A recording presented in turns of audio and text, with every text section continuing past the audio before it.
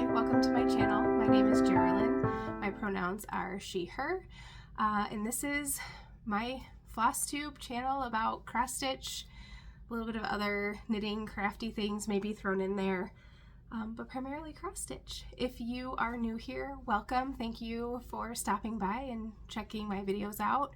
And if you're returning, thank you so much for coming back and spending a little bit of time with me. I just got back from, well, I didn't just get back from StitchNorth. I got back from StitchNorth a couple weeks ago. So I guess, I don't even know now, right? StitchNorth didn't happen last weekend, right? No, it didn't. So, sorry. So it was weekend one. It was the last weekend of April. These last few weeks have been a total blur. So I haven't seen you in a little while. I have a lot to share, and I don't think I can physically show you everything. I'm a little bit scattered. My craft room is exploded between coming back from StitchNorth, sorting through the haul, being excited to start all of the new things. I've been just really busy creating, and you can tell because of my craft room.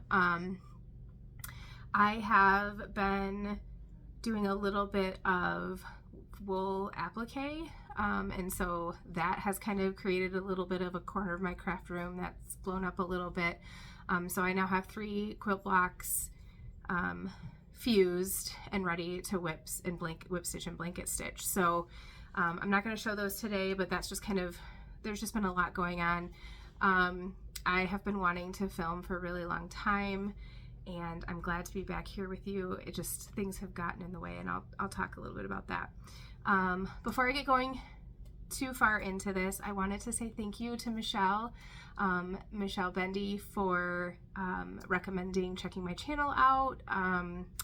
So if you are here because of Michelle, welcome as well. Thank you for stopping by.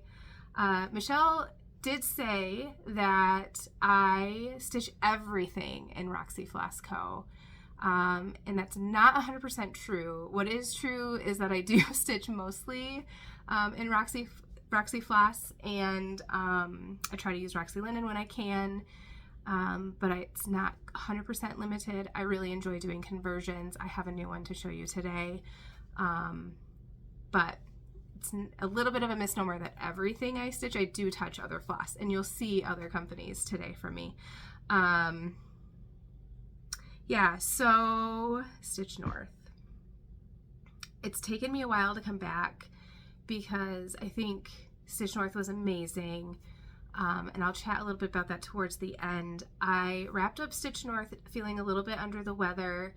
I wasn't sick, but my stomach was bothering me from some other things going on, and so I did leave before the last round of door prizes. I just felt like I needed to get home, get on the road a little bit early and get home and kind of get settled, and it's just hard to not be at home and think about driving 5.5 hours when you're not certain what's going on with your stomach. So everything was fine. I made it home, drank some Gatorade, everything was good. So but I think just the excitement of the weekend on top of not feeling well, processing all of my thoughts, processing the haul,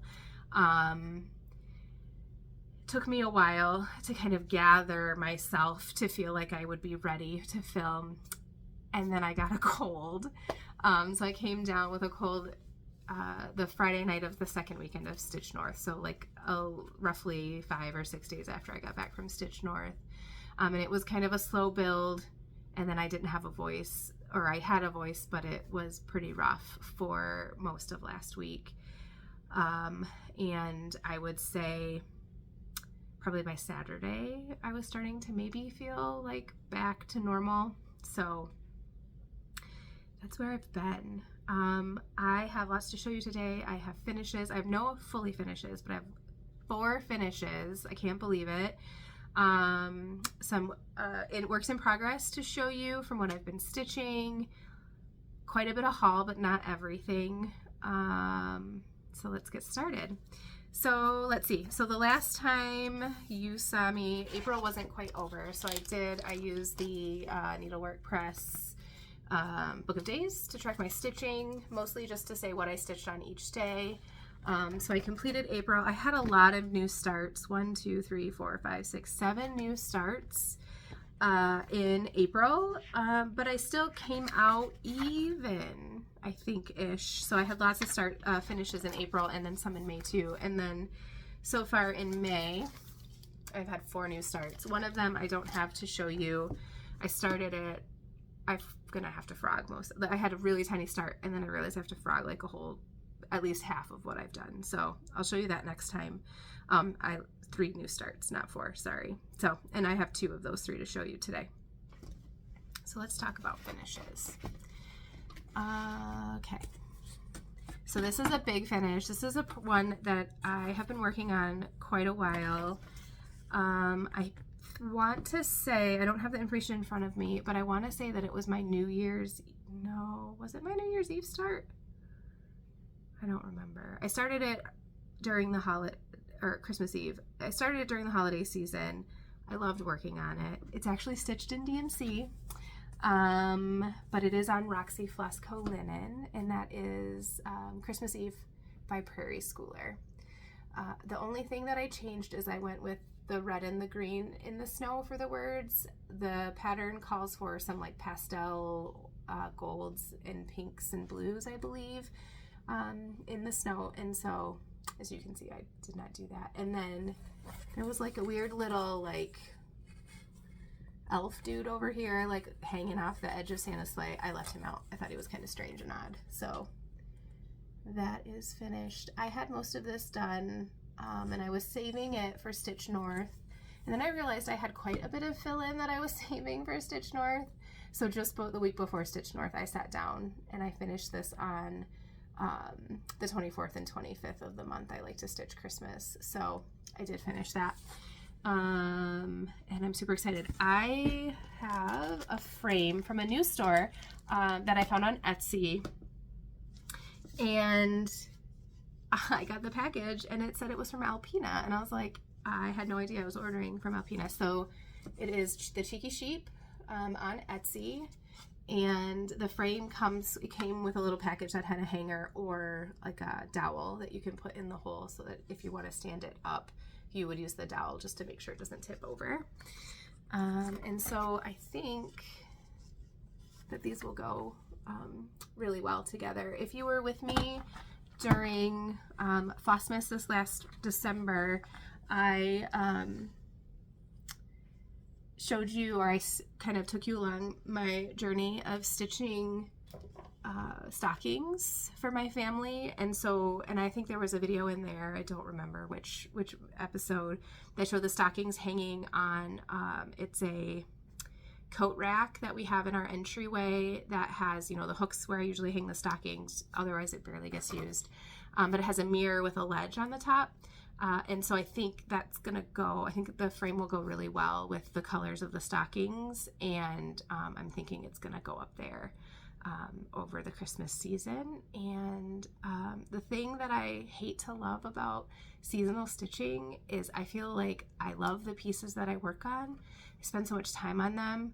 The thought of putting them away for like part of the year, I'm not there yet. So it's probably gonna be somewhere displayed, at least in my craft room, until it's time to come out officially for Christmas. So that's my first finish. That's a big one.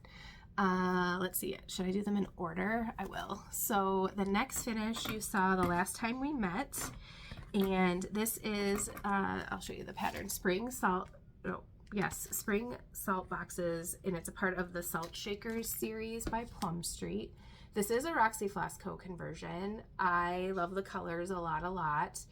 And I have done this salt box number 2, I think is technically which one it is. If you look at the back of the pattern, it's what Paulette calls it. And here it is. So I decided just to do, I think 3 on the sides and the top and 4 rows of white on the bottom. And there's a method to that madness. As I was finishing up this piece, I decided, so I attended that's the other thing that happened. So since we last talked, I went to the virtual version of the Jeanette Douglas class at Acorns and Threads, which was awesome.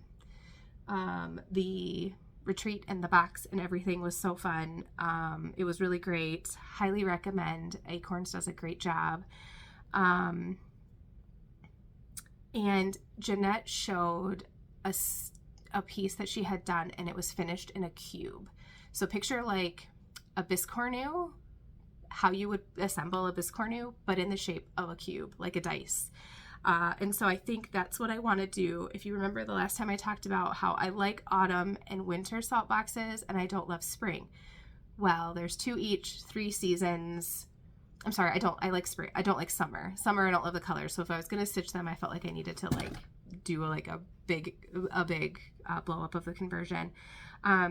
So 6 sides to a cube. There's 6 between spring, fall, and winter. So that's kind of my long-term plan, but I'm counting this one as a finish. And so I finished this in my hotel room. I did work on it a little bit in the lobby the night before StitchNorth Eve, but I did finish it that evening. So that was fun to have a finish. And I really love this piece. I love the linen. I got lots of compliments on the conversion and the linen. And I agree because I love it. So I love this blue house, especially with the blue from Roxy Floss I'm using called Midnight. It was in a monthly floss club from a few months ago. The minute I saw it, I knew that it was going to be perfect for this piece. And so I'm excited to get that started at some point soon. Hopefully before spring is over officially. So by the start of summer. So that's finish number 2. The next finish was not at StitchNorth, but it was a StitchNorth start, and that is my weekend 1 freebie. It's called Wild and Whimsy Bear by Darling Whimsy Designs. This was a kit that came in our swag bag, so it came with this 18 count Aida, and the color is looking pretty good with, I've got good lighting in here, it's sunny today. And then a full 10-yard skein came with it of Maybon floss, which is this beautiful brown variegated floss from Brin & Nettle. The reason that I didn't finish this, Shelby and I, one of my table mates and local stitcher to me, started this together on Friday night, and she finished it at StitchNorth. And I messed up. I missed like the last hump for the bear when I was outlining him, and so his ears were like over here, and so I came around a little too short, and then everything got messed up in here, and there wasn't room for trees. I had a lot of his legs done, and I was gonna fudge it, and then I got him home and decided to frog it, and then over 2 shorter stitching sessions, I was able to frog him, fix him, and get him done. So it really wasn't a big deal. I'm glad that I took the time to make him look correct, and I have no idea what I'm going to do with him yet, but it's another little finish, and he's super cute, and I really hope that I'm able to get my hands on the weekend 2 extras from Brin & Nettle as well, because they did a really great job with their packs, and I'm a new convert, not to Brin & Nettle. Like, they have beautiful variegated floss. I'm not at the point, I just don't have enough floss, and their floss tends to be highly variegated, and so I don't know that 100% of the time you would use, it's not right for everything all the time, for every part of a piece maybe, but it was right for this last finish. This is, I love this. I cannot wait to get this finished, but don't ask me how I'm going to do it. This is Toonies by D and Uncanny Kari, and this was a pre-order StitchNorth exclusive. I'm not sure when they plan on releasing it more broadly, but this is a common loon, and it's gorgeous, and it was so fun to stitch. I am using the white is Sprung Greenhouse by Brin & Nettle, and the green is Pirate Glass, also by Brin & Nettle. And this green is just so beautifully variegated. The called for black, I don't remember what it was called, but this is the Haunted Hike, And this was their recommendation because they didn't have any when I went to their booth to grab the flosses I needed for this pattern. And it's perfect. It's gorgeous. It's like black and bluey, purpley grays and magenta, like just ever so gently worked in there. And I did try, so for the neck I stitched across, you can see the variegation, but for his back I wanted to do, like, I stitched it kind of a little more haphazardly to kind of get the color variegation to pool in spots, so it just kind of showed like that's, you know, how like birds that are black kind of tend to in the light, you know, show different, they're not really black, they've got like those fun colors in them. So I love this piece. It's on the called for 36 count. I think called for is 40, but it's on 36 count Cedar River linen. I saw Jody Trixie Tricycle at the retreat. She saw me stitching on this and was super excited to see her linen out in the wild. It's beautiful, great linen. I don't know if they use the same base, but it feels a lot like stitching with Roxy, which of course I love to stitch with. So I highly recommend Cedar River linen. It's great. She has beautiful colors. And I think there might be some new colors coming out in a few months. That's what the word on the street was when I asked Jody at StitchNorth. So yeah, those are my finishes, and 4 finishes for me is a lot. I've been enjoying smaller pieces, but still trying to make sure I'm spending time with my bigger pieces as well, if that makes sense. Okay, whips, new starts. I don't think I have them in that order, so I'm just gonna like grab what I have as I grab it, I guess. So this was a StitchNorth, I think exclusive from Tiny Modernist, a Stitcher's Heart. It's super cute. I saw a picture of this. We knew this was coming before, so I was excited to get it. It did not come out before the pre-orders for Roxy or for Evertote for the retreat were open still. But I knew I was going to get it because I love it, and I thought it would be a really great like on theme stitch for StitchNorth. I thought I was going to start it at StitchNorth, and it just didn't turn out. I didn't realize Tiny Modernist wasn't there until both Dee and Tiny Modernist didn't come until Saturday, which was fine. And then there was just a lot. It's my first retreat. I'm still figuring it all out. So I did not get a start on this one. I was going to have it be my Sunday start, and then I didn't stitch at all at StitchNorth on Sunday. I think I did come home and stitch a little bit once I was kind of settled from being home. But anyways, I did start this last week when I wasn't feeling well. This is how far I am. So I've got Dole's Pierce and the start of a tomato. And the Flox pack is that she picked was gorgeous. So I'm showing it really horribly right now, but you get the idea. So I'm excited to keep going on that. What I was going to say is when I saw I was thinking like pillow, right? And then I saw the pillow, and it's like, it's 32 count. Like, it's like a pillow. And so I went with it. And I found this is a one-of-a-kind 32 count Roxy Floss Co. It is pretty true, maybe a little tiny bit pinker than what it's showing in the video. Not pink though, I'm sorry. It just has a little bit more of a like warmer tone than what is coming up in the camera, but it's definitely like a brown neutral, tan neutral, with just a bit of modeling, and it's perfect for this piece. I love it.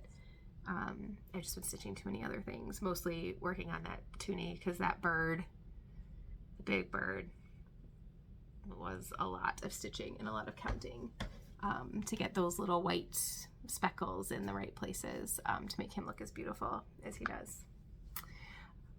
So that was a Stitcher's Heart that will be finished like it's called for, in the shape of a heart, and then that pillow will go somewhere special. Let's see, these are all plans and new things. Let's see. Okay, another new start since we last saw each other is one that's been burning a hole in my pocket for a while. This is a Stacy Nash Designs. It is on the other side. Caroline Sampler Pouch is what it's called. It came fully kitted from Acorns and Threads with the called for floss.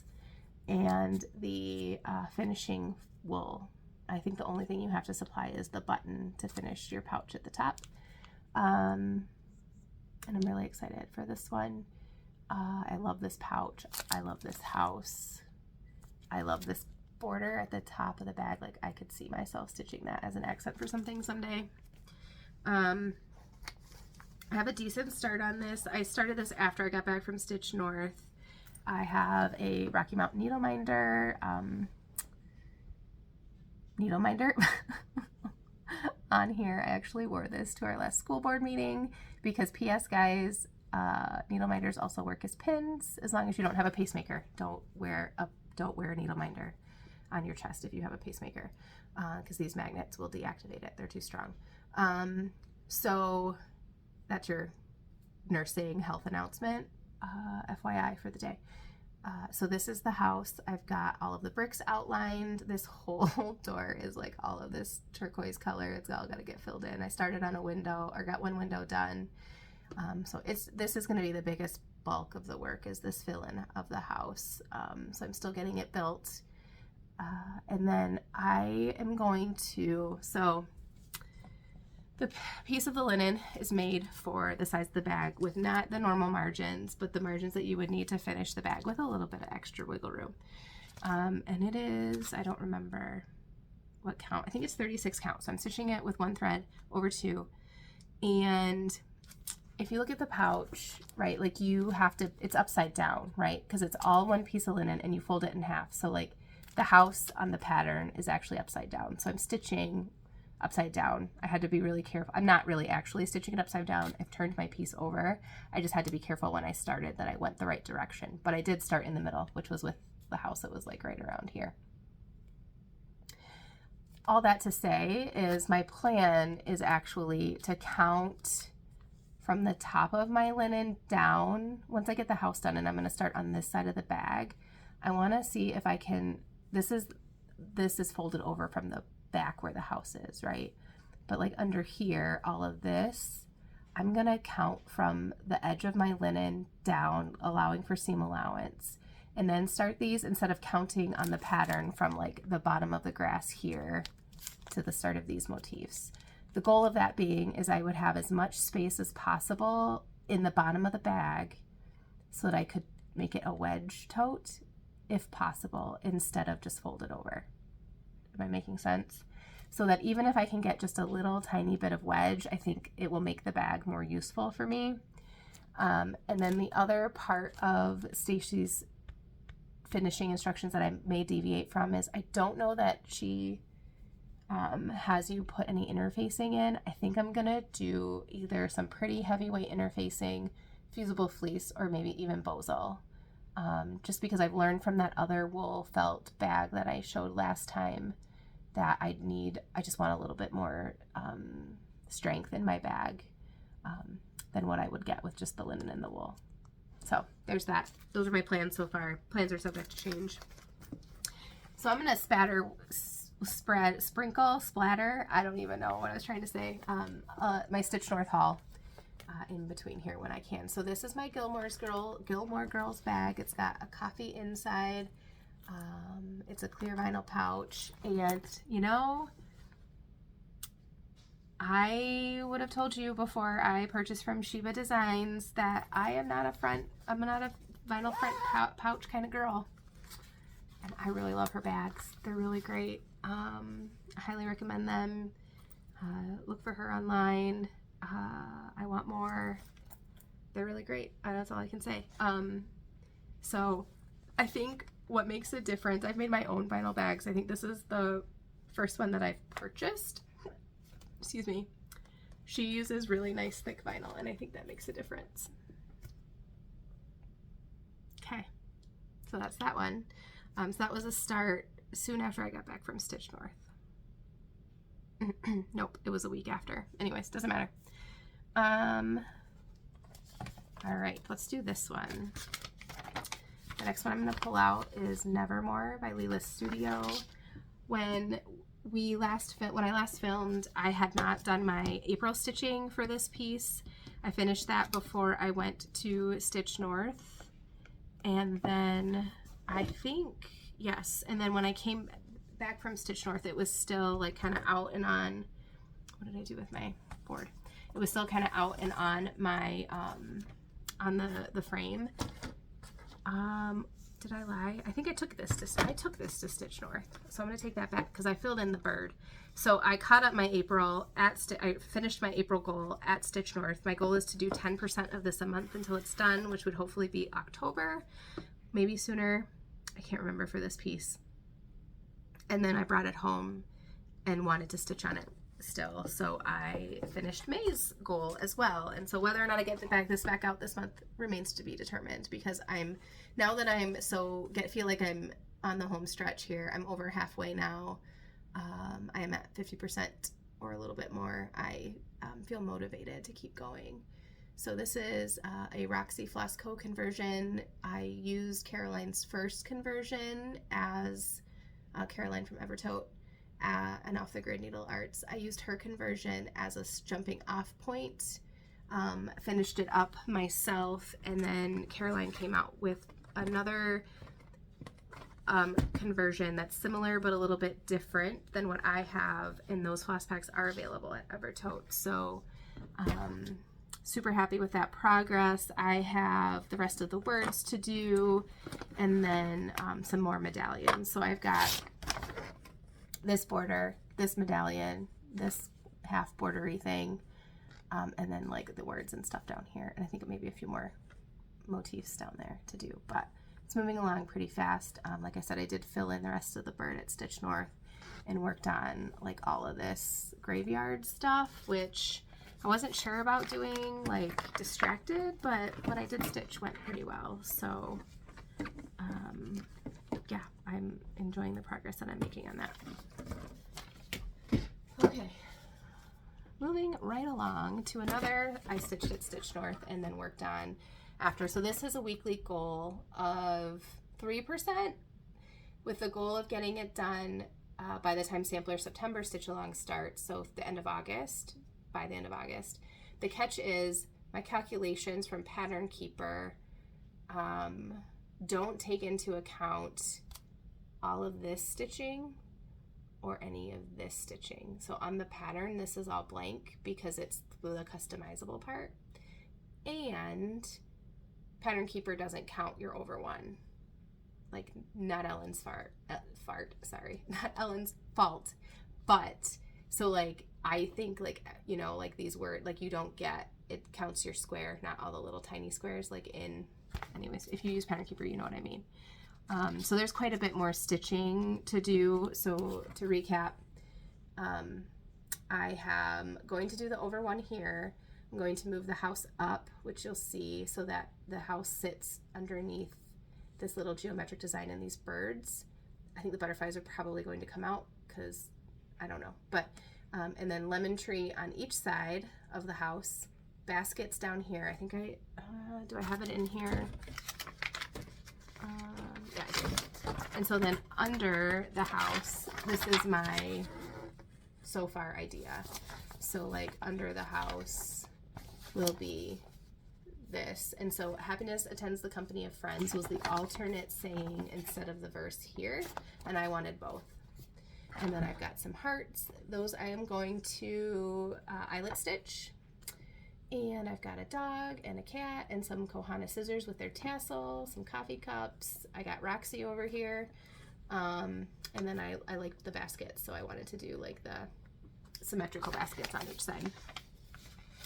So there's a decent amount. Those baskets are no joke. So they're exactly how Ellen charted them. I just like recharted them and moved them where they needed to go. So when I'm ready to do this part, I'll have a Pattern Keeper version I can use. They're big baskets. So I'll show you what I've done instead of just talking about what I'm going to do. Why don't I actually show you what I've done? Grab the right piece here. So I'm stitching this on 36 count, all the called for. I've changed things up a little bit. I substituted some purple. I won't substitute all of the haystack, which is the yellow color, but I did substitute the yellow, some of the yellow flowers, and also the haystack is supposed to be here. So the last time I worked on this, the last couple times I worked on this since we've chatted, because this is a weekly project, I've added in a lot more of this border. And then my house is done. Look at my little house with my cat with a giant top hat. Because I missed that he was over one. The top hat was over one. I did pull out the cat and do him over one. So the hat's over 2 and the cat's over 1, and he looks a little silly, but Ellen says he's awesome. So, and then the other change that I made, I filled in the house at StitchNorth, and I got about half of it done at StitchNorth, and then I did the rest last week or 2 weeks ago, whatever it was. And I used Wednesday instead of Falu Red to get that variegation in the bricks. So if you're looking for a little bit flashier of a house, Wednesday is another called for thread in this kit, and so you can stitch it with Wednesday or any other color you so desire because it's your cross stitch. But that was, I think, has been my favorite house that I've cross stitched so far. Ella knocked it out of the park with the design elements in that house. So yeah, I'm happy with that progress. This needs to come back out this week, but it's only Monday and I've got lots of time. My weeks, it's fluid, but I mostly like count my stitching week to get my weekly goals done. They start on Monday and end on Sunday. So I've got lots of time, but it will need to come back out. Another one that I've been working on weekly, I told you that the Friendship Sampler has a 3% goal, and I think that might be wrong. I think it might be a little bit more than that. This one for sure is a 3% every week, because the math is super easy.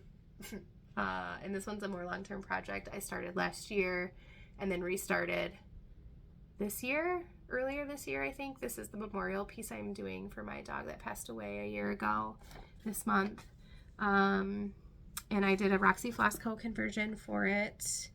My goal again is, this is like one of the things that I want to have done this year, and so my goal is to get most of my projects that I want to have done this year done by the end of October, because I learned from last year, my first like full season of cross stitching, that I go pretty hard for holiday stitching in November and December, and so a lot of my other like non-holiday themed pieces kind of went by the wayside. So I'm going to plan accordingly, because I still have, I'm not going to be like super crazy upset if I don't finish something, but I do have a few goals to finish a few pieces, this being one of them. So this is what I have so far. How do I get it? So since you saw this last, I got the life. The rest of the Y for Liberty wasn't in, but I did get life done. No, I didn't. I still have a little bit of the L, I think. Yeah, the L's not done. There's the top of the L. It should look like the other one. So there's a little bit left on the top of the L, and then I was getting tired towards the end, and so I didn't cheat, but I went down to that medallion or the cartouche in the middle and did a little bit of fill in there, to wrap up my last week's stitching on this piece. So this week I'll probably get back to that L. Oh, that's what happened. So I was sitting down on the couch working on this piece, and I would have had enough espresso, I believe is the brown that I'm using. I would have had enough espresso to finish all of the brown in this piece. So all of the words are brown, and there's a very tiny little bit of espresso like spattered in one small area. And I ran out of floss. And I ran out of floss because I started my previous piece with the same skein. And I had a decent amount of the brown in. I think I had Pursuit. I had and the Pursuit of, and then part of Squirrels done on that piece before I gave it up. So I do think one skein would have done it. But I ran out, and I just was too lazy to come back upstairs and dig through to find just a couple more like six group strands of the espresso to finish it up. So I will do that this week. All right. Are those all my whips that I wanted? I think those are the main whips I wanted to show this week because I had so many finishes. That's mostly the things that I worked on. I did start the Jeanette Douglas retreat piece, but I'm not going to show that. I just did what I could do during the retreat. It's on silk. It's beautiful. There's pretty satin stitched acorns that we learned how to stitch, but it's really just like the border and a few acorns. And then I didn't want to get too distracted by it, I guess. And then StitchNorth was happening, and I've been kind of distracted by smalls recently. So yeah, those are my whips. I did start what I was talking about. So I started, I'm not going to show it because I have to frog a bunch of it. And I want to post it on Instagram, but I wanted to do it in a way that you could see the tiny stitching. So Brenda and Lara talked about their trip to Arizona the same weekend that I was at StitchNorth. They recapped that in their Floss Tube 2 weekends ago. Katie Strachan talked about her trip, and they were all talking about tiny stitching. And so like all of this tiny stitching, I got the letters from Europe box from Hands Across the Sea or from earlier this spring. And so I did order some 56 count from Hobby House for some of those projects. So I was like, I'm going to start that. So I started Hilda Weiner. And like I said, I got the first half of a skein of a length of floss. I'm stitching it with 103. So I got the first little bit of this length correct, and I did like a whole nother, finished that length and another half of a length before I realized that my border was off, and it's going to make everything off because it's like a repeated border for the bottom of the sampler. So I'm going to pull it out, and it's going to be fine, I hope. I've never stitched on 56 count, so I didn't find it horribly harder than 46. I have good light. I'm using a lighter linen. I have good light. I do find that I use Sullivan ball tip needles. I do find that it's a little bit hard to get those through the hole, so I'm going to try a size 10 beading needle on it as well. I think technically I should be using Swasserfine for 56 count. That's what Katie Strachan would tell me. But I think Nicola stitches with SWA 103 on 56 count. I like the petite puffiness of the stitches, so I think it's fine for now, at least for my first piece, just to give her a try. Yeah, so that's where I'm at with that, but I'll show it, like I want to be able to show it in a way that I can like scale the stitching so you can kind of appreciate how tiny it really is. It's really fun. I like want to carry it around like showing people because it's just so super tiny. And I showed my Toonie's finish to someone in my life, and their response was that those stitches are really small, and that's on 36 count. And in my head I was like, you have no idea what small is, but thank you. Like, it was meant as a compliment, but like it gets smaller, right? Yeah, okay, let's talk about some haul. So before I like get into what I have set aside to show you, it's all mishmashed together. So I'm going to pull it out and we're just going to work through it as it comes out of the bin. I'm going to insert a video. I laid out all of my StitchNorth haul when I got back, a few days after I got back, and kind of filmed like a separate video of it all laid out, because the goal was to get most of it put away. That sort of happened. Like I said, I'm still working on it. I feel like I am at the tipping point in my craft room where I'm running out of space and I need to stitch what I have. But I still have some new purchases to show you after StitchNorth. But for the most part, I'm trying really hard to not get all the things. So I'll put that in here next, and then I'll come back and show you my haul.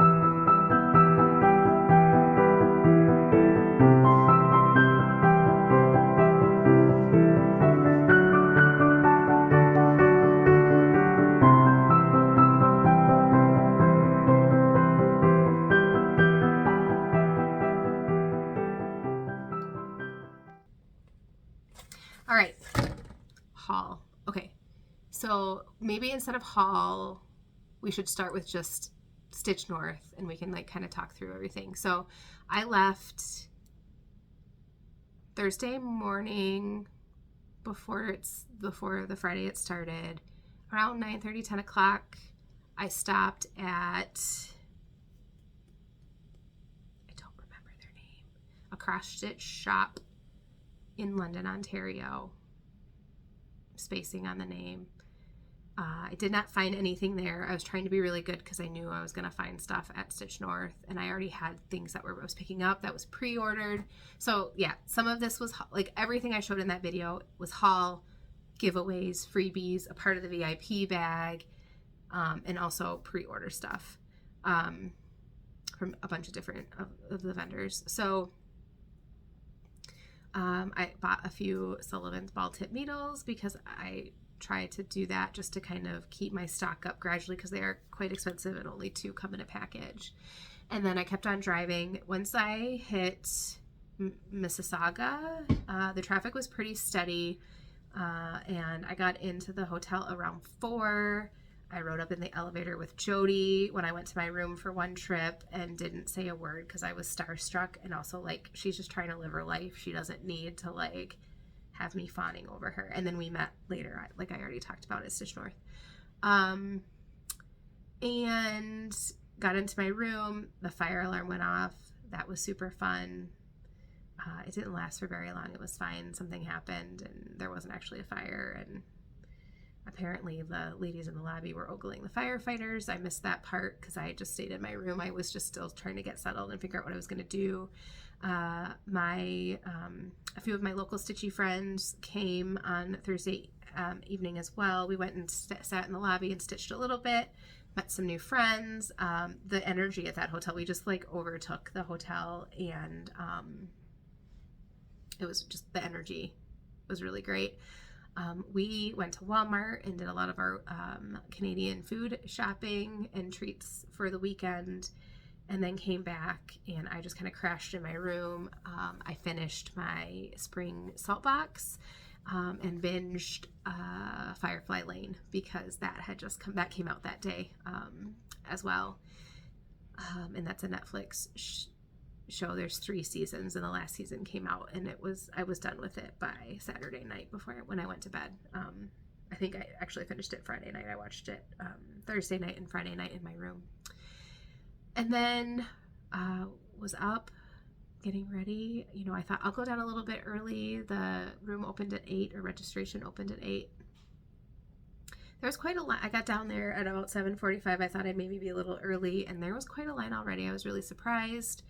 And I was the first one of my, 3 other stitchers that I knew, actually 2 other stitchers that I knew from Michigan, and then one of them brought a friend that I hadn't met before. We were all going to sit at a table together, and then I met someone else in line who asked to sit at our table. So there was a little bit of a hoopla because I'm really bad at math under pressure with a lot of things going on around me. But anyways, we got one of the last I got one of the last not taken tables, or not like already not taken, but not with like already a person there, right? Because I was just worried. Like, it was a lot of pressure for me to make sure that the people who we promised would sit at our table could sit there. I don't know why. It was totally fine in the end. But I ended up with some great table mates, and kind of started to unpack, and just the energy in the room, it just wasn't anything that I was used to. It was a lot.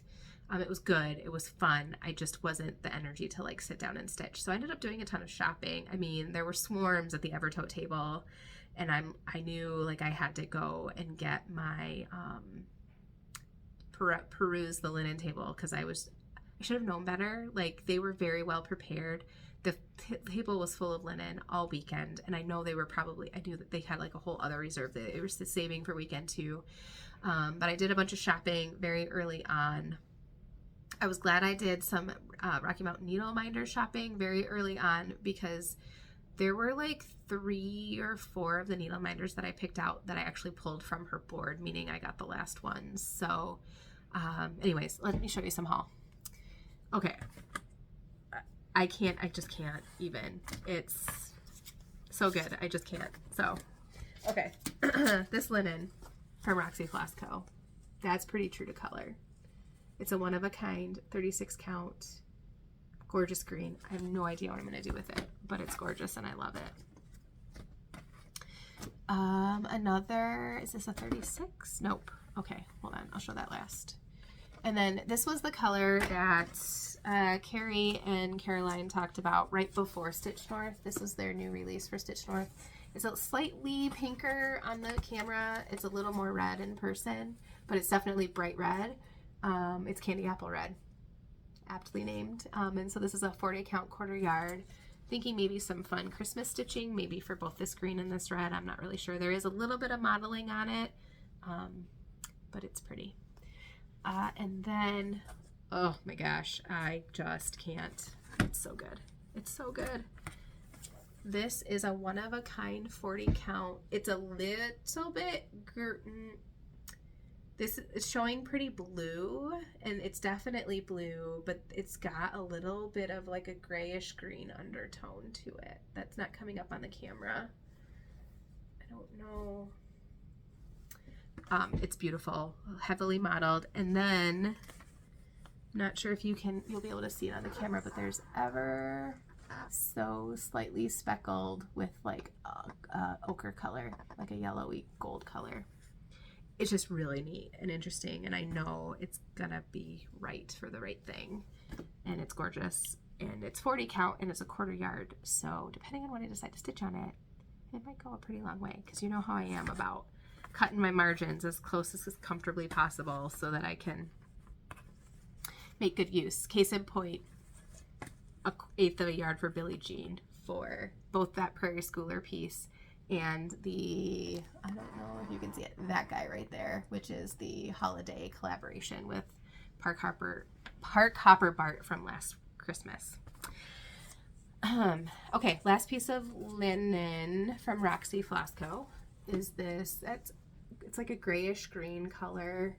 Again, the camera isn't doing it justice. It's pretty close, but it's just not, you can't pick up the subtlety on the camera. It's like, it's almost, I don't like camo, generally speaking, but it is very camo-esque, but it's gorgeous. It's like it's modeled gently enough that it doesn't read camo to me, but it's beautiful. It's like, the green is slightly more teal to me than what camo would be, but it's a 46 count one of a kind, and I'm waiting for them to load the linen from StitchNorth, like their extras if they have any.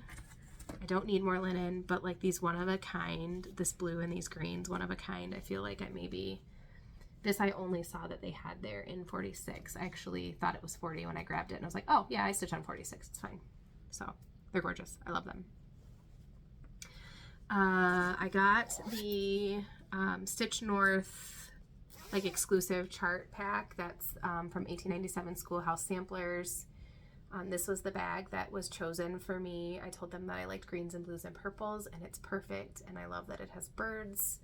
And I love this like it's linen, like that, it's like kind of a natural color linen. Really great bag. I love it. I'm loving the size with the little mini wedge. The only thing is it doesn't fit like a full page chart. You have to fold you would have to fold your working copy if you had a big chart. And so if you're prone to putting your charts, like the actual like full page charts in here in your project bags, they won't fit. So, but they're gorgeous. And I typically have a working copy anyway, so it does not matter for me. And it's perfect for either a small project with small hoop, or if I'm using a project with a scroll frame, it fits your pattern and your floss perfectly, and then you don't put your scroll frame in your bag. I got this Canadian flag one. I couldn't resist from Evertote. It's just super fun. It's just got the plain cream in the inside, but I had to have a Canadian themed bag to go with my first StitchNorth experience. I got two other bags from Sheba other than the one that I had shown you already. It's over there. It's a Teresa Kogut, the Stitcher's Heart Teresa Kogut print, and it's a full bag. So she does do non-vinyl, just regular full cloth project bags as well. So I got one of those because that's what I like until I got these. So, and then I couldn't resist this Christmas one. So, and then all of her bags come with a little charm. And then her cloth bags come with the charms and one of those, what are they called? They're like the paper circles with the metal around them to like label your bag with what project is in there.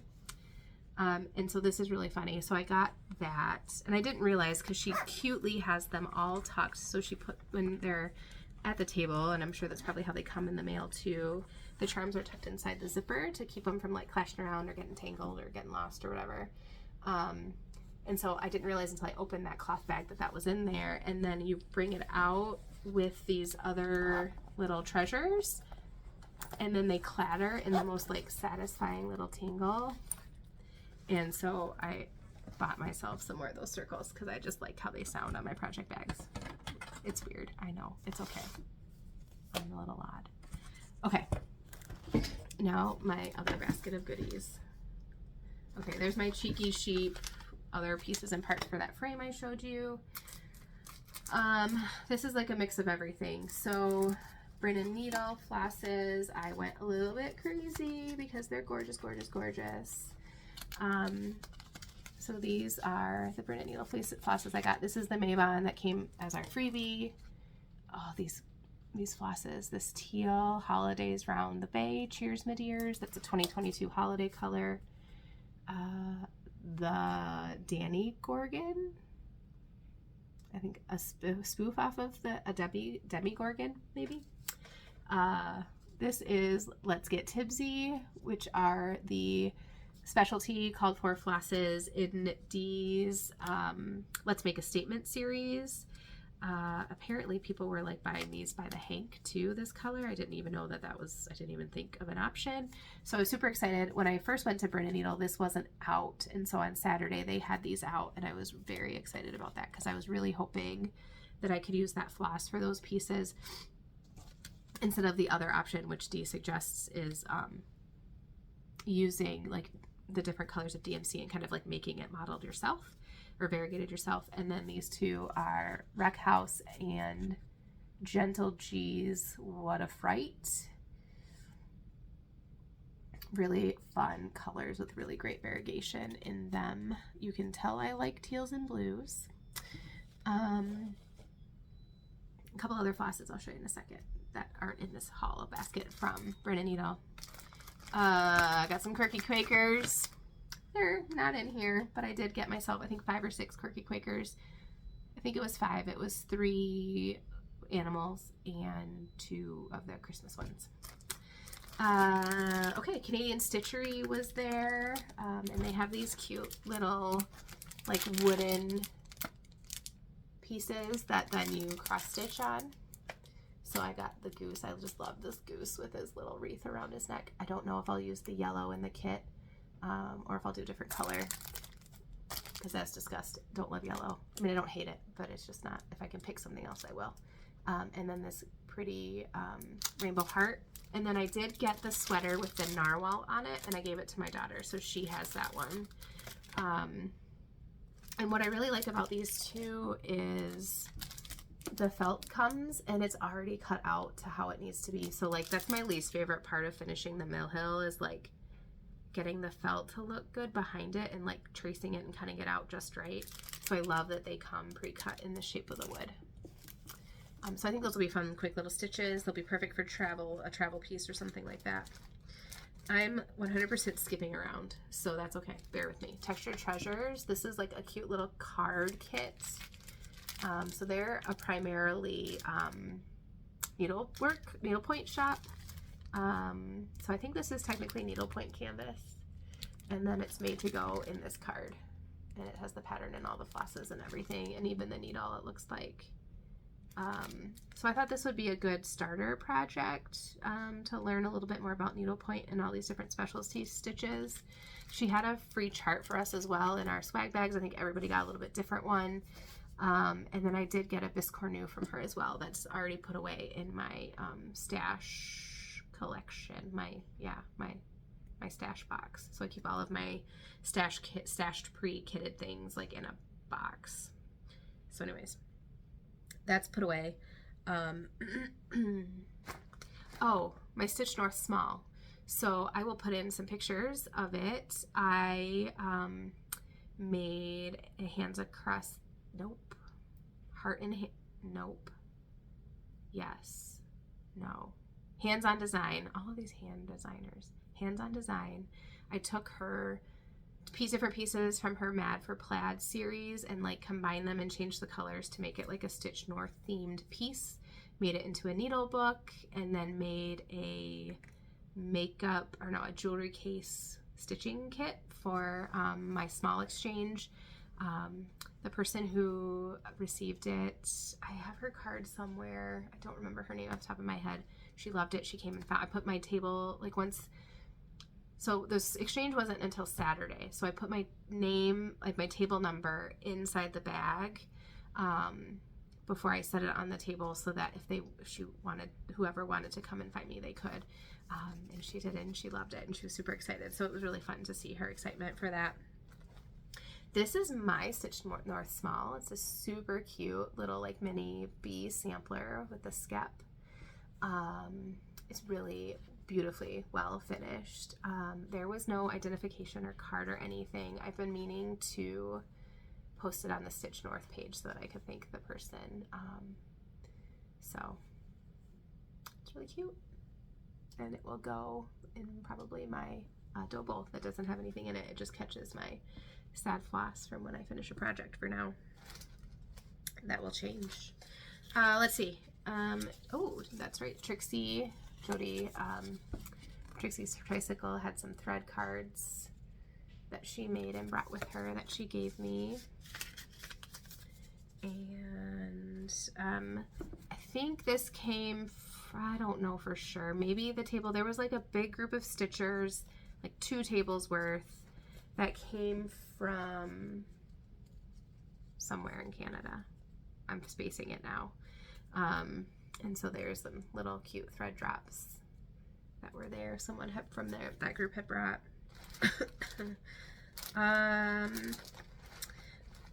My table mates, so the 2 table mates that came from Michigan together, one of them is a part of my stitching group, Jackie.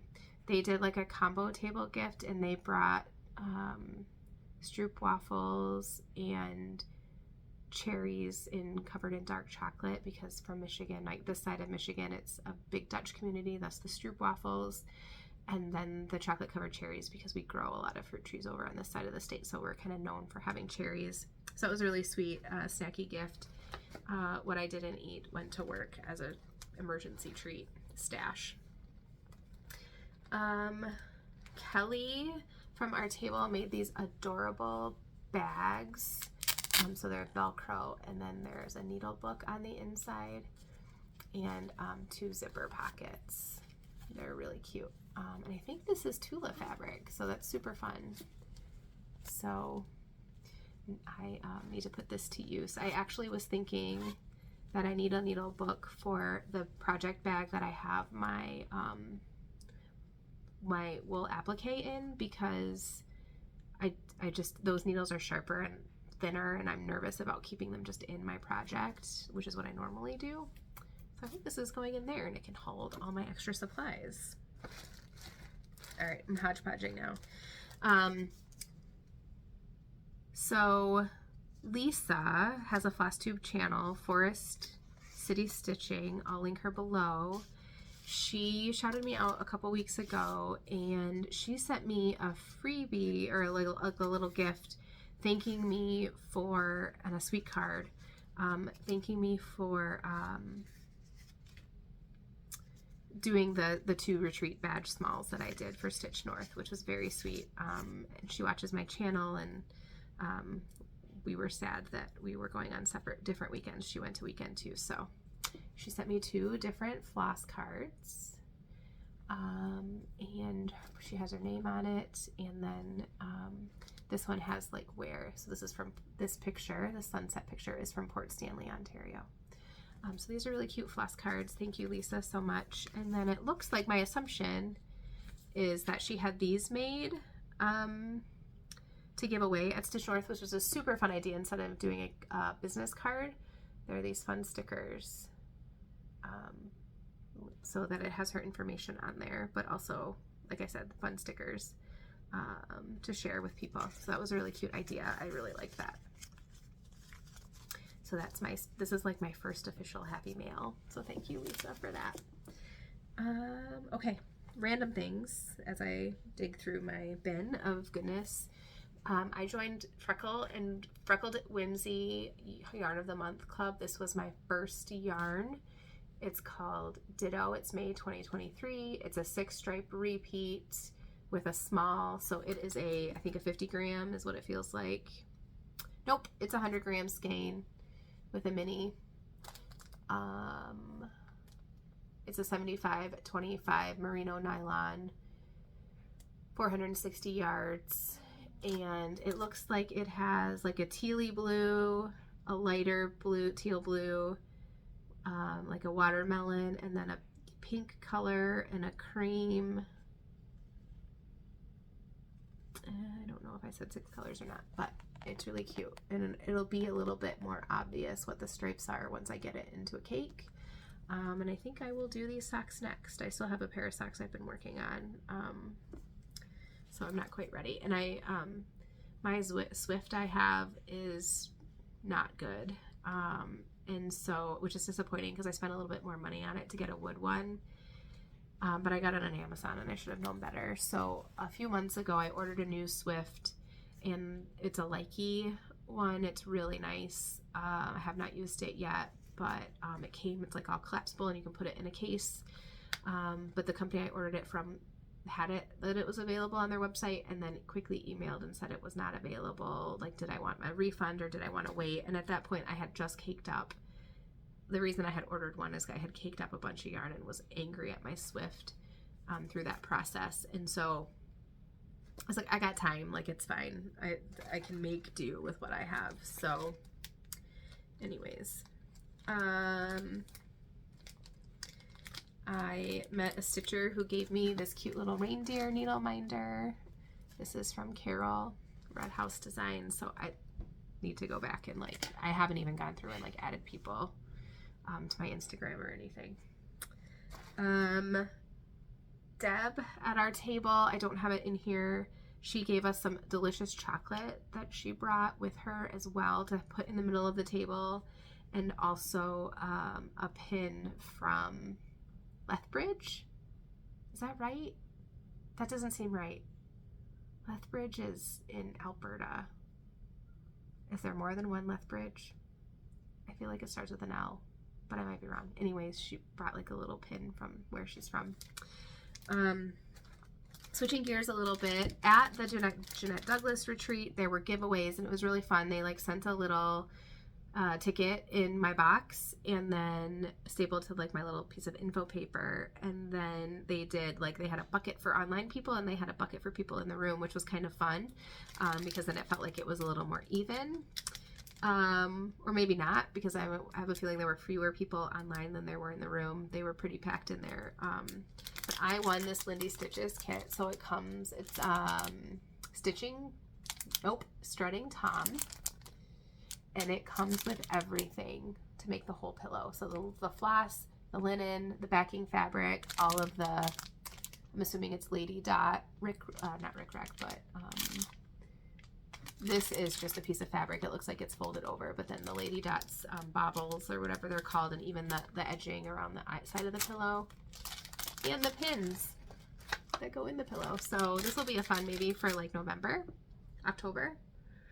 But this is going to go in my stash. And then with it is this bracelet that came. And it's got spools on it. And little other stitchy type accoutrements. So that's super fun.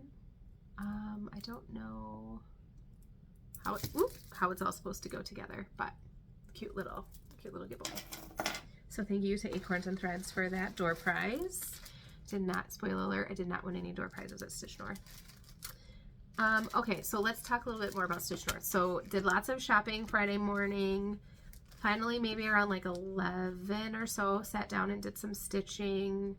We went across the street and had a late afternoon, not late, early, it was around like 1 or 1:30 before we went over across the street. I had a soup from Tim Hortons, and then we had pizza for dinner.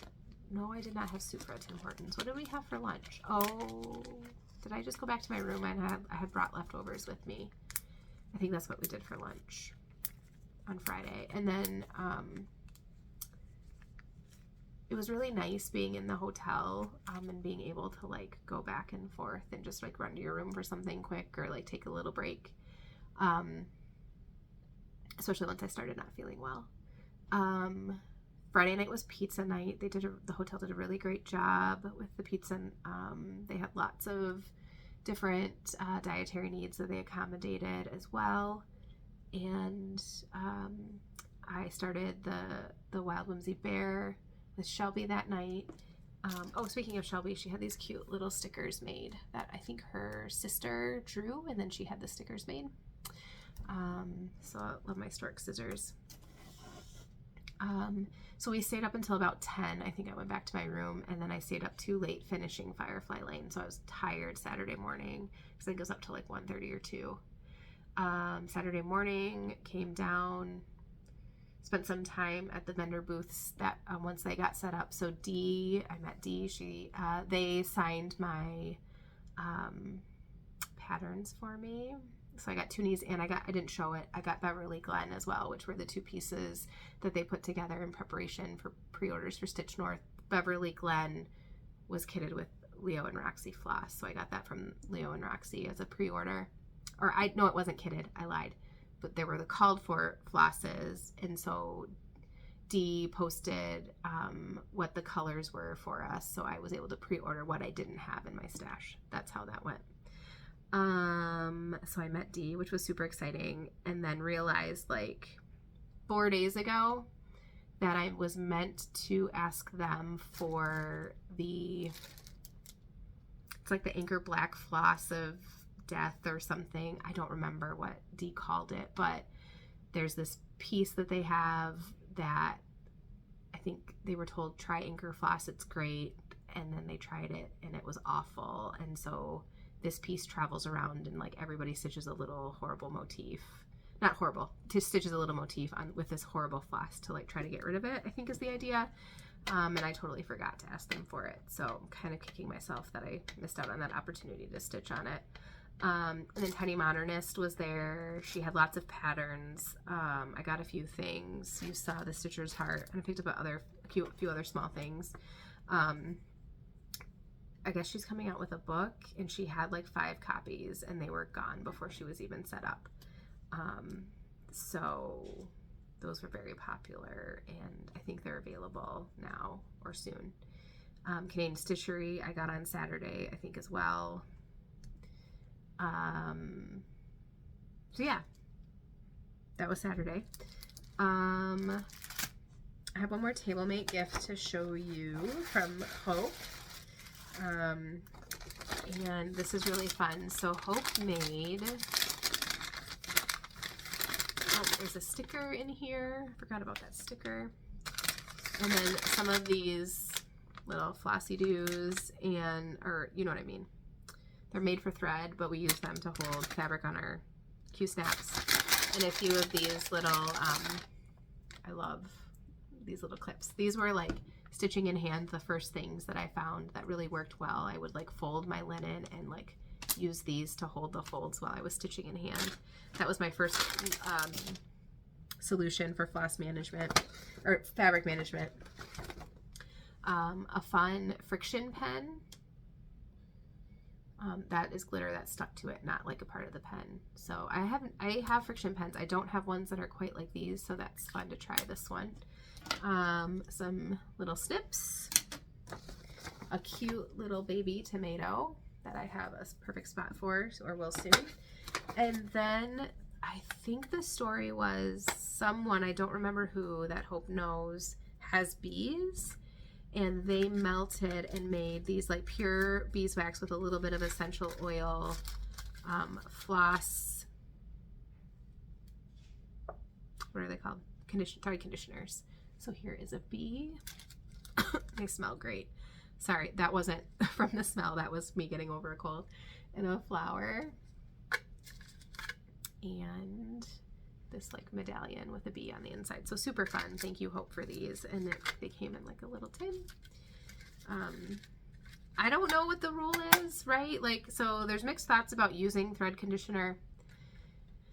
And then like whether or not it's like good or safe for your floss long term. I've used a little bit of Thread Magic, but like all of these, like I see people like get these really cute, like these floss conditioners, and they're in these beautiful little shapes, and I think they're meant to be more decorative than actually used. At first I was like, oh, I need some like actual real beeswax floss, which I now have thanks to Hope. But then like as I kind of watched and caught on, I think people mostly just use them for display. That's kind of the sense that I've gotten. Sorry about all the jumping around. So since I last filmed and got back from StitchNorth, I don't remember if they came right before or right, I think they came right around the time of StitchNorth. The spring the bright and the neutral May flosses came.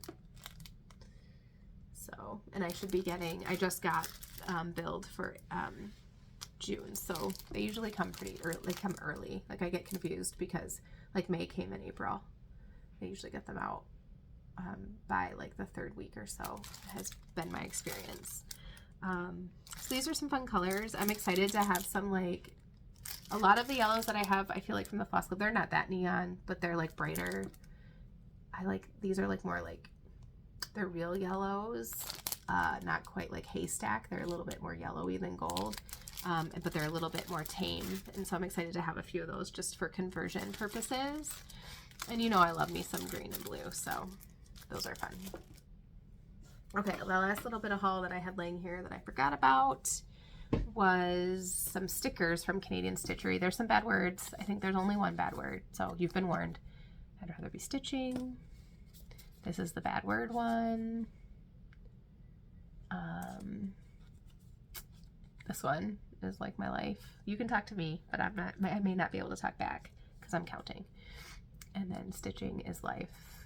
Oh, I took two. I didn't even realize it. They've been stuck together this whole time. Stitching is life, which is true, but also I watch Ted Lasso, so football is life. And so that like makes the sticker extra fun because one of the characters always says football is life, and it's true. So, okay. I think that's all my haul, except for what I have to show you in plans, which also might be haul. Yikes. Oh, before we do plans, let's talk a little bit, finish up StitchNorth. So Saturday morning, I was a little tired. I think I got down to the room a little after 8, did the shopping, did some decent amount of stitching, got brave and like walked around a little bit for Saturday afternoon to meet people. Lots of people stopped by, and it just took me a little while to like get comfortable, like going around and like not interrupting, but you know, chatting with people and looking at what they were stitching on. There was one woman who had just a stack of like whips and finishes, and like the amount of things that she stitched in I think a relatively short period of time was just amazing. Like big samplers, and they were all of her stitching was beautiful.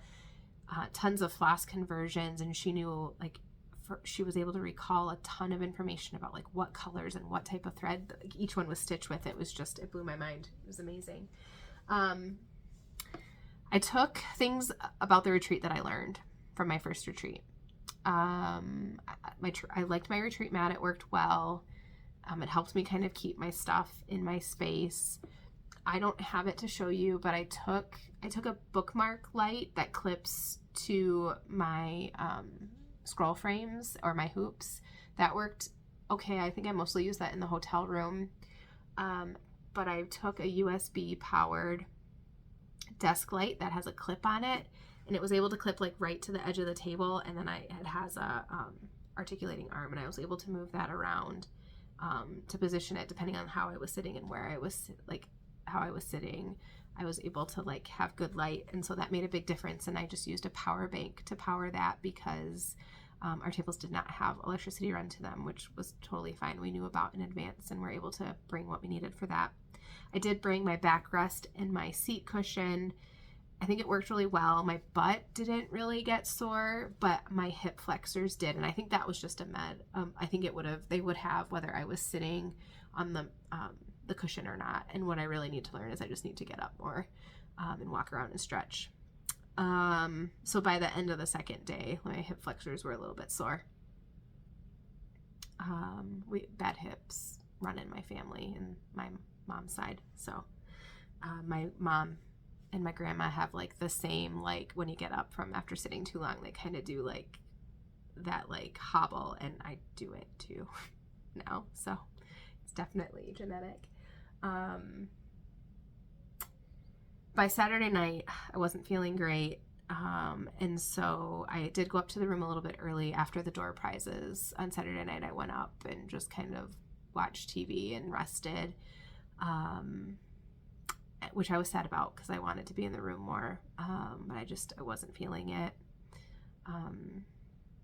But I know what happened and I won't let it happen again.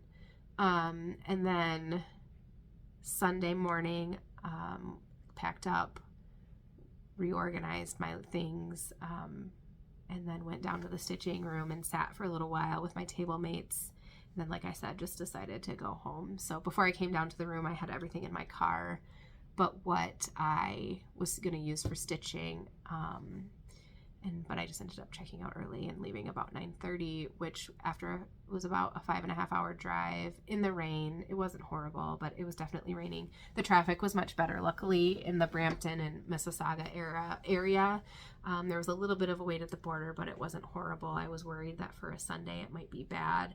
I was really surprised. I had it in my head that a lot of people use that thoroughfare between Niagara and Detroit to cut across instead of going like below Lake Erie, that they go over the top through Canada. And I didn't find that there were I saw a lot of Ontario plates and very few plates from the States. I was very surprised by that in my travels. Okay, so I talked about my clip light. Sorry, I'm like all over the place. I talked about my clip light. That was essential.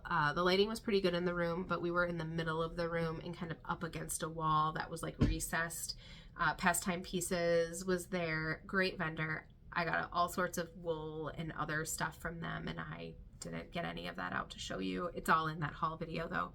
And so I think because of that, like the lighting wasn't fabulous. I definitely was glad that I had my clip light. Like I said, the chairs weren't as uncomfortable as I expected. The seats, I did bring my stool, which I used, but the seats weren't as high as I'm used to for like conference room seats. But the stool definitely helped. I think if I could do it again, I would have like not brought that stuff down right away in the morning. I would have gone back up to my room after things settled, just because I had like 2 things that I was juggling and waiting in line for, and they weren't essential right away at the beginning. I think just my stitching bag would have been fine. And what other things did I have that were really helpful? I mean, I had my normal like scissors and my little box of what I needed as far as like thread to sew on my retreat badges to my retreat mat, some treats for the middle of the table. Yeah. So the one thing that I think so I brought my Kay's Creation stand because it's a little bit more compact than my other stand that I have that I like, but I'm finding I mostly just use for over one when I have to stitch with 2 hands. But when I find with the sewing method, especially now, and I'll show you why, just resting the scroll frames or my hoops has been the best for me. I've fallen in love with my Nerge hoops, and for my smaller pieces, I've been using them. I did really enjoy, though, my bear that I stitched on Ada. I stitched just in hand, and that was really fun. I haven't stitched in hand without a hoop in a long time. A long time as in a couple months. But so the essential thing for retreat, and I'll put the link to the video below. I've gotten into wool applique in the last like month or month and a half. I've been watching Quilt Roadie, Anna, and Stitch. She was actually at the retreat in person, the Jeanette Douglas one. So I like saw her on video for a hot second. I didn't realize, had a video from quite a few years ago where she shows you how to make one of these. And my table mate, Elizabeth, had one. And I was super jealous the whole weekend because she also stitches in hand and it's perfect for that. And it looks intimidating when I show it to you, but it was actually really simple to make. The most intimidating thing was the amount of, excuse me, stuffing that I had to put in here. I can't even tell you how much stuffing I put in here. I put extra tiny batting pieces that I had left over. I put all of the stuffing that I had left over from a giant box of stuffing that I haven't stuffed that many things from. So like if you were going to do this, I would buy like the big box from Amazon of like the polyfill. Because I ended up buying more because I used all I had and I felt like I needed a little bit more, but I sewed it up anyways because I wanted to use it. And then I ended up unstitching it and shoving the whole other like normal size bag of polyfill in here. And I still am out of polyfill. But it is this lap pillow, like it's a stitching pillow. And it's put together like a biscornu without the centerpiece pulled in, is essentially what it is. But it's nice and firm. I wanted it to be that way. And so it just sits on your lap and you can't see it, but it gives you a place to like rest your hoop or your hand. I use it for wool applique. I use it for stitching. I've used it stitching in bed. I've used it stitching in the recliner on the couch. And Elizabeth used this all weekend for stitching. And it's just very useful. So that is what I decided to use the fabric that my retreat mat is made out of, so it matches. But I'm definitely using this all the time and not just for retreats. But I mean, you sew it the same way as a biscornu all the way around, and then you leave one end open and you stuff it. I did quilt it. So it's not, there's no backing fabric. It's just the fusible fleece and the outside fabric. But I do think that quilting it just gives it, like it holds the stuffing tighter better. It's not like it doesn't, you know what I mean? It just gives it a little bit of firmness. So that it's not so like round. It like keeps its shape a little better. And it's got, let me show you a little handle on it. So 10 out of 10 recommend. I will link Anna's video on how to make these, but it's essentially 2 squares biscornued together without the center pulled in, and then the handle. But like doing it on the machine is a little bit nuanced, and so she talks through that. And hers, I think she started hers as like 15 and then used the seam allowance, so it's a little bit smaller. I wanted to make sure I had like the height that I wanted, or as I thought I wanted it to be a little bit taller, and so I think mine started at 15 3/4 squares, just because that was the size that I could fit with the fabric that I had in this kind. So I probably would have made it 16 if I would have had the little extra room. That was my original plan, but this worked great, and it does work. So I think everyone at my table probably went home and thought about watching that video and stitching one. So, okay, I have been droning on forever. I need to go make dinner. I have a few plans that I need to talk through really quick. So Michelle Bendy is doing like I don't remember what she calls it, the fabulous, most epic round robin. It's an ink circles idea where you take a mandala, you get some friends together, and you all stitch a little bit of each person's mandala, and then no one has to stitch the same thing 4 times. I have a group of 4 stitching friends that we're going to do this with. I have to have my part done for my piece by our meetup in June, and I decided, I was in between 3 patterns, and I made the decision at the Brenda Nettle table, booth, whatever, because I found the perfect floss. So I decided to do the Holly Jolly mandala. It's got like, it's holiday themed. It's got pine cones and candles and other stuff in here, angels, that I'm sure I will see once I get stitching on it. So we decided we would do like quarters, and then someone would do the middle to like do the 5. So I think for mine, I'm not like married to doing the mandala part. So I'm probably gonna like get the middle set up for everyone, and then hopefully they can kind of do. And this is another one that like you can't, it's going to be hard to do like right down the middle. I think we're going to have to like, I'm going to have to split it fancy for people so that they can do like a whole section instead of like the middle and then like part of their edge pieces, if that makes sense, without doing the full motif. But you want to see what beautifulness I picked. So, oh darn, I wrote it down. Okay, I wrote it down in here. I got the linen together. I picked out the linen yesterday and I wrote it down because I still had some left over. So I left the card on the linen. It is 36 count copper penny by Atomic Ranch. I had this squirreled away for Here Be Dragons. So it was sitting in my, it wasn't in my linen bucket. It was in my stash bucket with the floss for Here Be Dragons. And then I ended up getting a different Roxy linen that I wanted for Here Be Dragons. It's a little bit deeper of a burgundy red. And so I decided I could use this, and then I am using pirate glass. So the leftover pirate glass from my toonies, and then another, I'm gonna need 2 strands, I think. And this is very similar. It's like a shade deeper than the Cedar River linen that I stitched toonies on. But I think this will be really fun as like a holiday-ish kind of piece. So I have that kitted and ready to go. I just need to get working on it and figure out what part I'm gonna stitch. I got a little while. I got a couple weeks.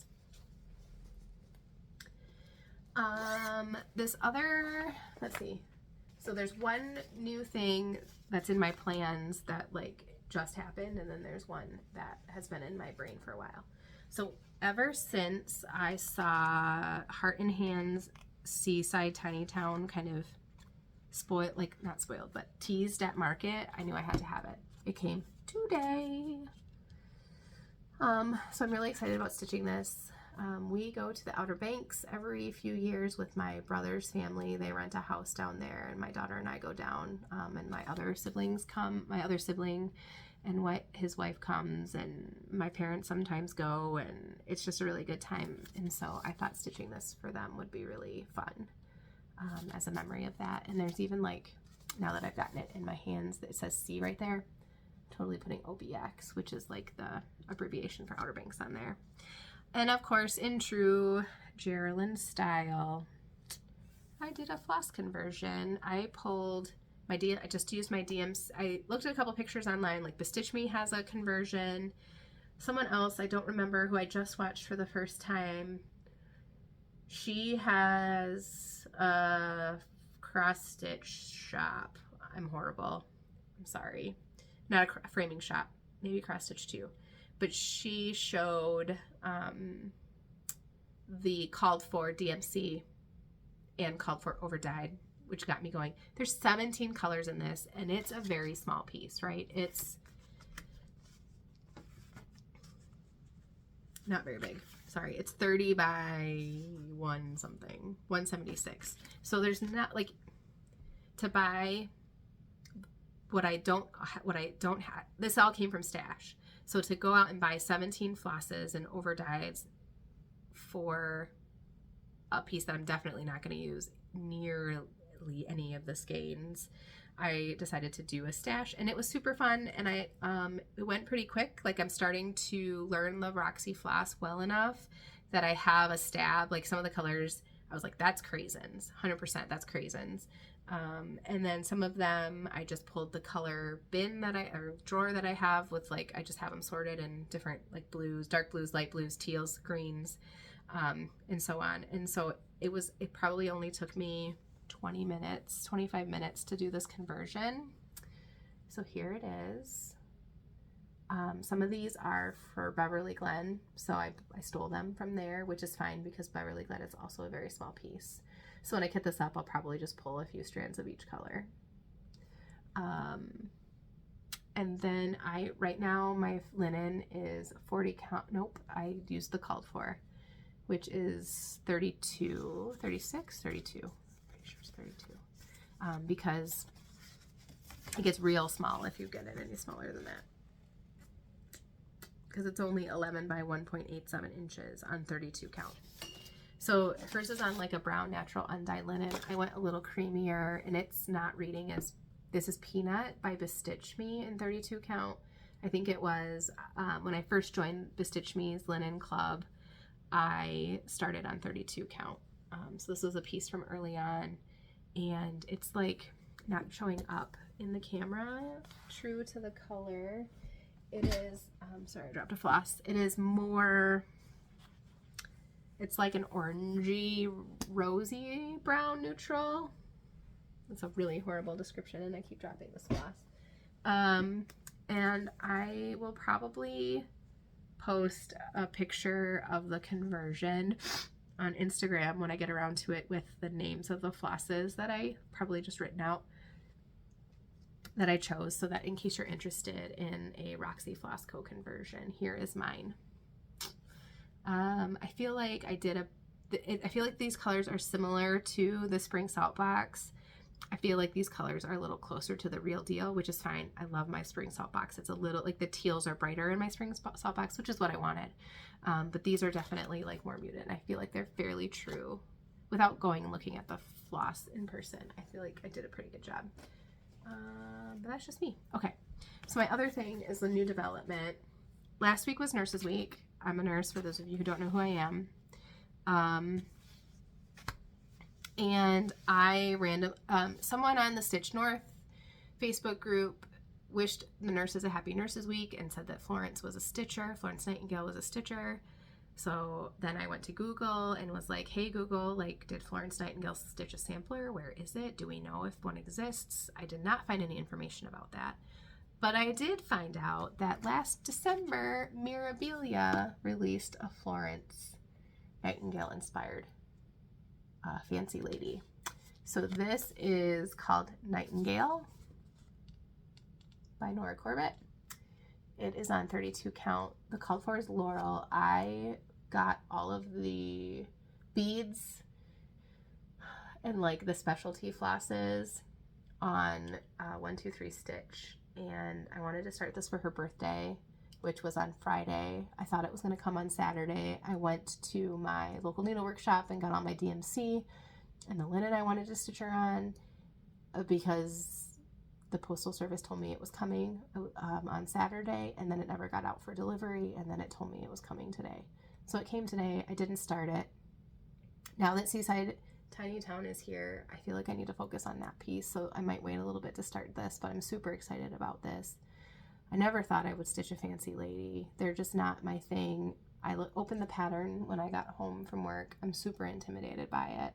There is one blend in here, which, I mean, I know how to do it. It's fine. But there's lots of beads and there's Kreinik, and it's just very like, it's just more confetti than I'm used to. And I mean, the closest to this I've done are like Mill Hill kits, which can be a little confetti, but they're like super tiny, and this is not super tiny. Like I said, I think it'll be fine. I think when I realized they were quarter stitches, I was like, wait, what? So if you have any fancy lady tips, please put them in the comments below. Help me out. I know some people stitch like the skin over one. So does that mean like where there's one symbol, you stitch 4 stitches over one? But then like, how do you translate that to the edges where there are quarter stitches? Help me with that, please. And I'll have to do a little bit of research. So I got the called for fabric, but I got nervous because it wasn't over dyed and like I wanted something a little fancier. So I did go to my local needle workshop and I picked out this 32 count. I feel like she called it even weave. It probably is Lugana. Yeah, it looks pretty even. So it is Lugana. It's Atomic Ranch Lestrange is the linen. It's a little grayer than what you're seeing, but it's definitely blue. I think that the blue won't touch, like this shade of blue will be fine because the blue that touches will be quite a bit darker, and the rest of the lighter blue is buried within her dress. There's lots of DMC colors in it. I thought I would have most of them. I didn't. I ended up having to get quite a few. But I'm excited to start her, and I want to hang her up in my office at work when I get her done.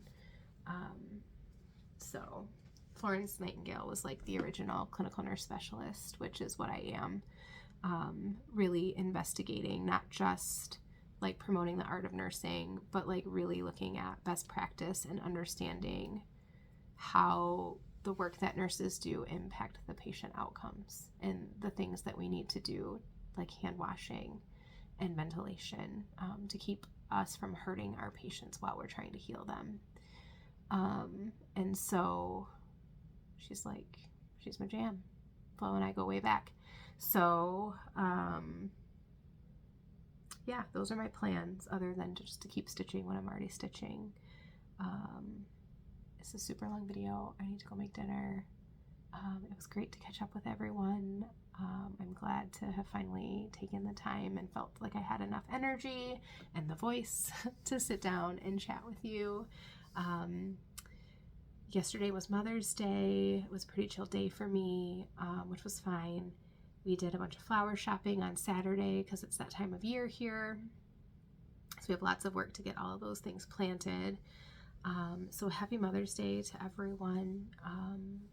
I want to acknowledge that there are moms who are moms the way we consider moms to be. There are moms who are unofficial moms and they're caring for children, or people who maybe aren't their biological children. There are moms who have lost children in both after they've been born and in their pregnancy journeys. And I want to acknowledge those moms as well. And there's women who have chosen not to be moms, and that doesn't change who they are, right? Like that doesn't make them less valuable as a woman. So I know Mother's Day can be a time of joy and celebration, and Mother's Day can be hard for some. Maybe those of you who have lost your mother struggle during this time. So I hope that you all had a Mother's Day that was right for you. And I just want to make sure that I shouted out both our traditional moms and our less traditional moms, because caring for others is really what makes this world work. Okay, I think that's everything. I'm going to do like the shortest long Midwest goodbye that I can and just say goodbye. I hope you have a great few weeks until I see you again. Happy stitching. Take care.